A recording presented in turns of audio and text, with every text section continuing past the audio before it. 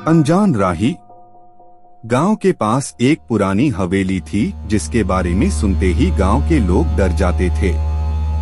वहां के लोग कहते थे कि हवेली में एक अनजान राही होता है जो रात्रि के समय गांव की सड़कों पर घूमता है। राम नामक एक युवक गांव में रहता था। उसने भी इस बारे में सुना और उसे यह समझ में नहीं आया कि लोग इतना क्यों डरते हैं।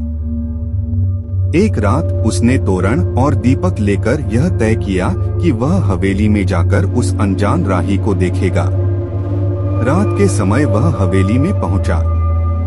हवेली की चारों ओर अद्भुत चीजें थीं। वह एक पुराने कमरे में पहुंचा और वहां उसने अनजान राही को देखा। अनजान राही था जो एक बुजुर्ग आदमी की सूरत में था। वह रोज किसी अन्य आदमी के रूप में गांव में घूमता था और लोगों से बातें करता था। राम ने अनजान राही से पूछा, तुम कौन हो? अनजान राही ने कहा, मैं एक अदृश्य आत्मा हूँ। मुझे इस हवेली में एक पुराना राजा बंधी हुई है। राम ने कहा, तुम वह हो जिसके बारे में लोग डरते हैं? अनजान राही ने हाँ कहा। वह बताया कि एक बार राजा ने उसे अपने अद्भुत अदृश्य सेना के रूप में प्रयोग करने के लिए जादू सिखाया था।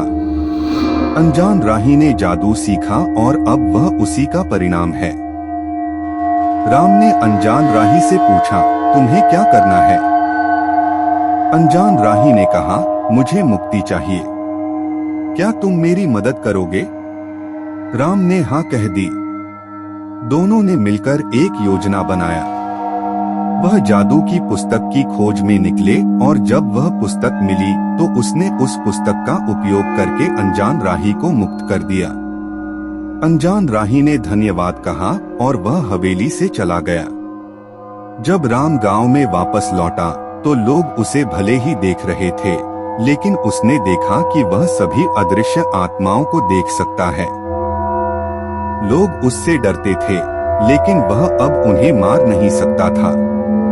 वह गांव का सच्चा हीरो बन गया था।